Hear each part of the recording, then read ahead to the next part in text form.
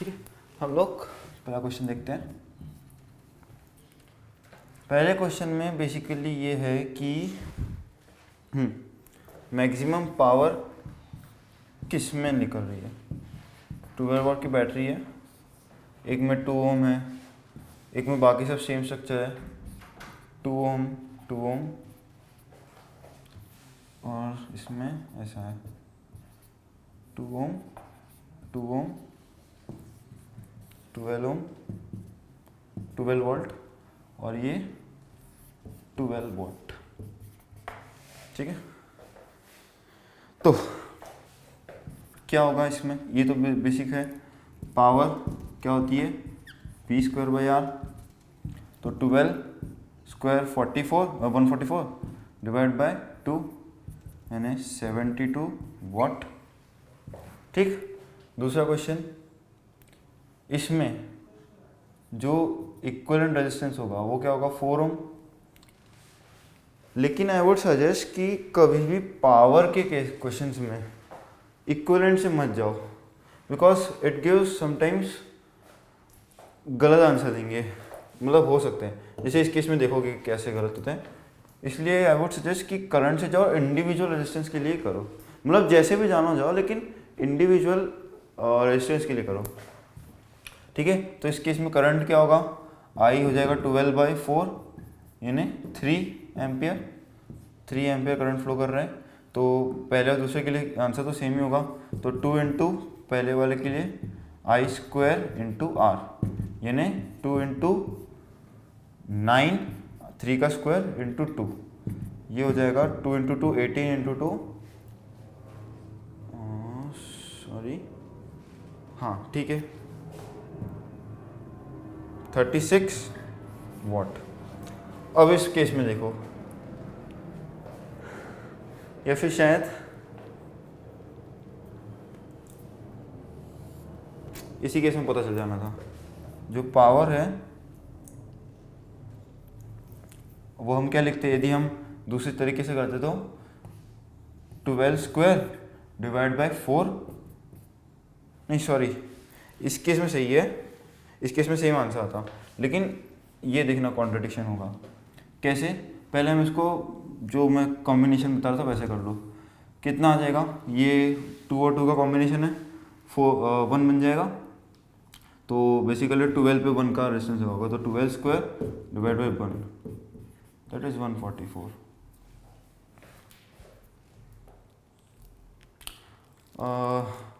नहीं सॉरी ठीक है, लेकिन फिर भी कोशिश करो कि अलग अलग ही पावर निकालो। इन केसेस में नहीं हो रहा है बट ठीक है, तो इससे 144 आएगा, और ये 12 2 का हम निकाल चुके हैं, तो सेम इसके अक्रॉस इसके अक्रॉस यानी 72 इंटू 2, तो ये भी 144 आएगा। ठीक है, अगला क्वेश्चन देखते हैं।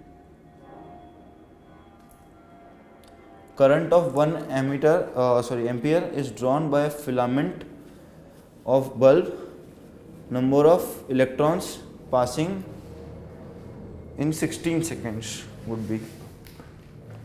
तो 1 एम्पियर करंट का क्या मतलब हुआ,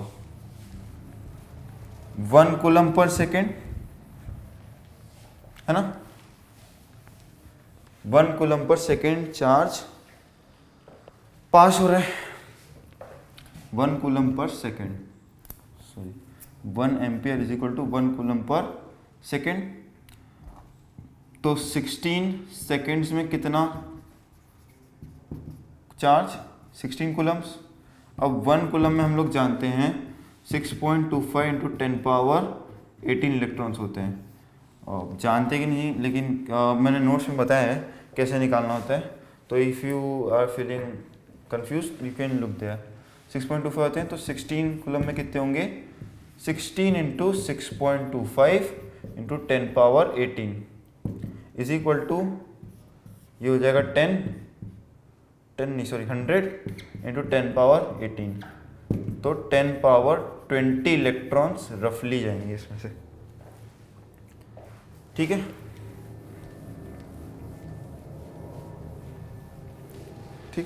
अब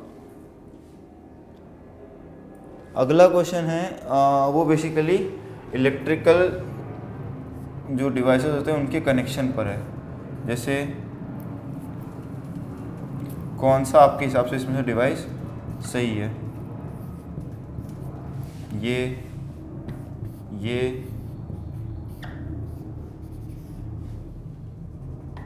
तो मान लो ये या ये।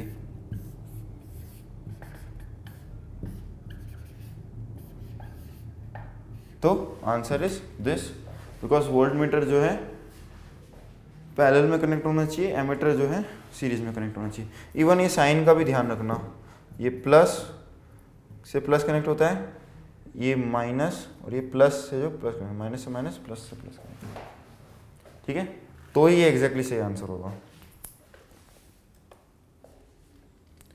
ठीक, फिर what is the maximum resistance which we can make using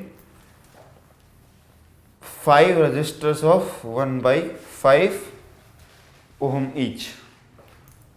ठीक है, 5 रजिस्टर्स हैं 1/5 के। तो ये मैंने नोट्स में बताया था आपको कि यदि कॉम्बिनेशंस हो रहे हैं, ठीक है, तो जो सारे कॉम्बिनेशंस हैं, जो भी मैक्सिमम पॉसिबल कॉम्बिनेशंस हैं, तो आर कॉम्बिनेशन उनका इक्विवेलेंट रेजिस्टेंस होता है, तो it is always less than R series, मतलब लेस देन इक्वल टू और less than equal to R parallel. Even combination में आप इंडिविजुअल को भी ले सकते हो, ठीक है ना, कि इंडिविजुअल एक इंडिविजुअल को भी ले सकते हो। तो बस इसी का यूज़ करना है जब भी मैक्सिमम मिनिमम की बात आती है। तो क्या होगा, 1/5 सीरीज में कनेक्ट कर दोगे तो 5 बार 1/5 यानी 1/5 1/5 1/5 5 टाइम्स, तो क्या हो जाएगा 1 ओम का रेजिस्टर। ठीक, और मिनिमम रेजिस्टेंस की बात आएगी तो मिनिमम रेजिस्टेंस क्या होगा, जब आर पैरेलल में कनेक्ट होगा तो 1/5 ऐसा करेंगे, 1/1/5 1/1/5 ऐसे 5 bar is equal to 1/r, तो 1/r इज इक्वल टू क्या हो जाएगा 25, तो r क्या हो गया एक्चुअली में 1/25। और ये ट्रिक बेसिकली थोड़ी सी रख सकते हो ध्यान में कि यदि सेम वैल्यू के आर रजिस्टर सीरीज में कनेक्टेड है तो उनका इक्विवेलेंट होगा n टाइम्स r, पैरेलल में कनेक्टेड है तो r/n उनका इक्विवेलेंट रेजिस्टेंस होगा। ठीक है, यानी n of r ohms, n resistors of r ohm, series में तो nr, पैरेलल में तो r/n उनका इक्विवेलेंट रेजिस्टेंस होगा।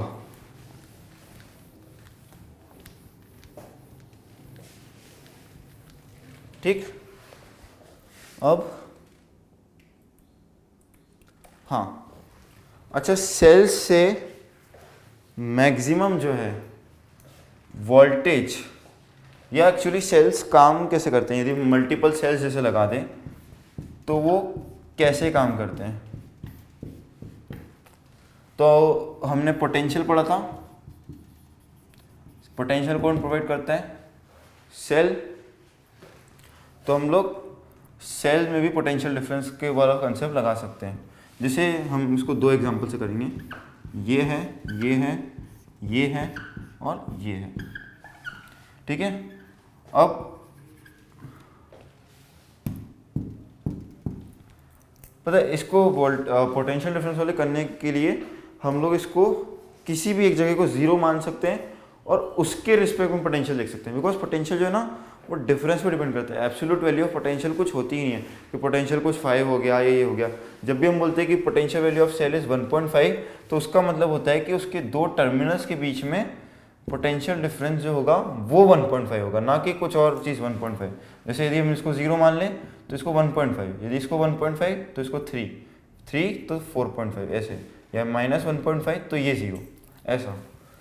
तो इसलिए पोटेंशियल में आप कुछ भी रिलेटिव वैल्यू ले सकते हो, लेकिन फिर सब उसके अकॉर्डिंग होना चाहिए। नहीं ऐसा ना हो जाए कि इसको 1.5 मान लिया लेकिन फिर इसके लिए आपने इसको वापस 0 ले लिया तो गड़बड़ हो जाएगी और वो टेक्निकली भी सही नहीं।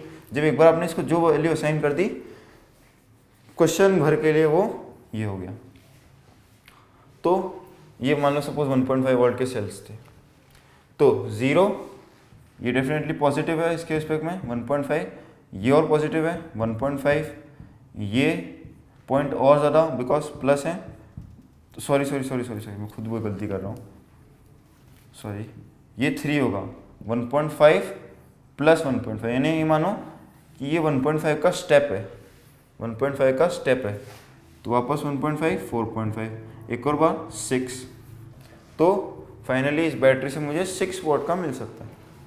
अब मैं इधर शुरू करता हूँ, इसको 0 मान लिया, तो ये जैसे मैंने एग्जांपल करके बताया था ना, तो ये -1.5 हो जाएगा। अभी -1.5 फिर से पॉजिटिव, तो ये हो जाएगा 0।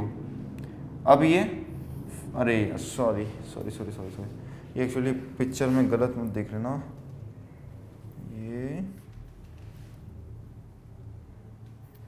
ये स्टेप्स छोटे छोटे, ठीक है, ये एक्चुअली कन्फ्यूजन ना हो जाए, इसको डॉट से रिप्रेजेंट करते हैं। तो इधर 0, फिर इधर से माइनस, तो -1.5, फिर प्लस, तो एक्चुअली 0 हो जाएगा। तो इस कॉम्बिनेशन में कोई भी नहीं। अच्छा अभी ये देख लो,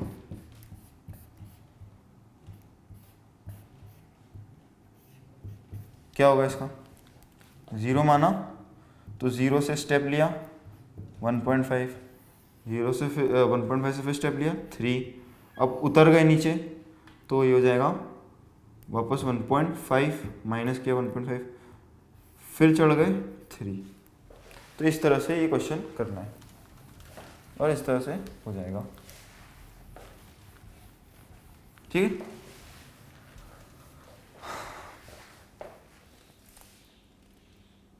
अब अगला क्वेश्चन है, cylindrical conductor of length L and uniform area of cross section A has resistance R।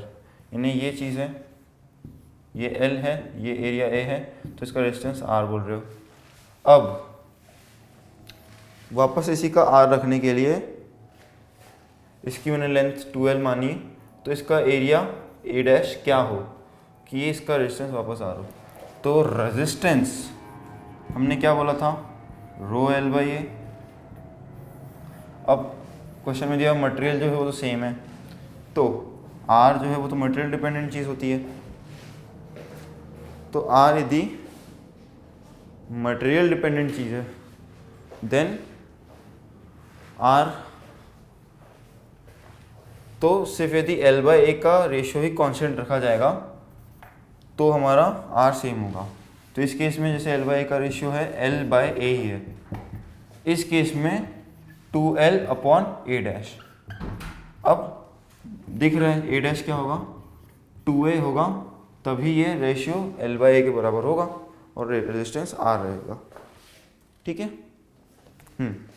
अब ये अगला क्वेश्चन काफ़ी इंटरेस्टिंग है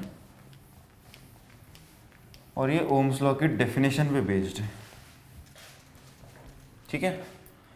इन्होंने ये बोला क्वेश्चन में, ये 3 मटेरियल दिए हुए हैं और ये I वर्सेस V का ग्राफ है, रेजिस्टेंस बताना है, रिलेशन बताना है इनका। तो ओम्स लॉ का जो बेसिक स्टेटमेंट था वो तो क्या था, इसका उल्टा करते थे तो V बराबर IR होता था, यानी जो V वर्सेस I का स्लोप होता था वो रेजिस्टेंस होता था। इसमें कॉमन मिस्टेक ये हो जाती है कि हम लोग जल्दी जल्दी में इसी को थीटा मान के, आता सबको है बट ये सिली मिस्टेक हो जाती है और हम लोग बोल देते हैं उल्टा, जबकि होता जस्ट इसका अपोजिट है। होना ये चाहिए कि यदि I वर्सेस V का ग्राफ है तो 1/RV होगा स्लोप, तो यानी जिसका स्लोप जितना बड़ा उसका रेजिस्टेंस उतना छोटा, समझ आया। बिकॉज स्लोप इसका 1/R है इस ग्राफ का, I वर्सेस V का। ये यदि V आया होता तो सीधा V/I होता तो जो चलता है वो वैसे ही चलेगा, है ना। लेकिन I वर्सेस V में जिसका स्लोप जितना बड़ा उसका रेजिस्टेंस उतना छोटा, तो इसलिए R3, R2, R1, ठीक है। फिर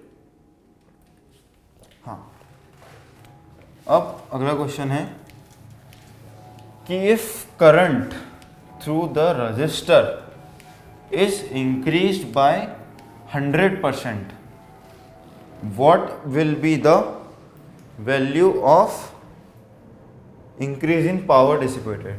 यानी क्या, ये रजिस्टर है, सपोज ये रजिस्टर है, इसके थ्रू आई करंट जा रहा था, पावर पी डिसिपेट हो रही थी, इसका रेजिस्टेंस मान लो आर है। 100% इंक्रीज करने का मतलब वैल्यू 2i कर दी करंट की। किसी भी चीज़ को 100% बनाना, इंक्रीज विथ 100% यानी उसी पे थोपना है, 2i कर देना उसको। अब p डैश पावर पूछिए, रेजिस्टेंस आर है, पावर क्या होता है in terms of I and R, I square R. अब जब पावर 2 टाइम्स कर दी तो नया पावर क्या होगा, is equal to 4 times I square R. I square R हमारा क्या था 4p कर दिया। लेकिन अब यहाँ पे भी दिक्कत हो जाती है बच्चों को, क्या कि हम लोग सीधा 400% मार देंगे एग्जाम में आएगा तो, नहीं 400% नहीं होगा। परसेंटेज इंक्रीज कैसे निकालते हैं, new minus old upon old into 100। तो न्यू की वैल्यू कितनी है 4p, ओल्ड वैल्यू क्या थी p upon old into 100 is equal to 3p upon p into 100 is equal to 300% increase. ठीक है, तो ये छोटी छोटी बातों को ध्यान रखना चाहिए, वरना फिर इसी में ही मार्क्स कट जाते हैं। हमें बेसिक कंसेप्ट क्लियर रहता है, इतना कुछ बड़ी बात है भी नहीं, फॉर्मूला लगाना है, लेकिन ये छोटी छोटी चीज़ों में काम बिगड़ सकते हैं।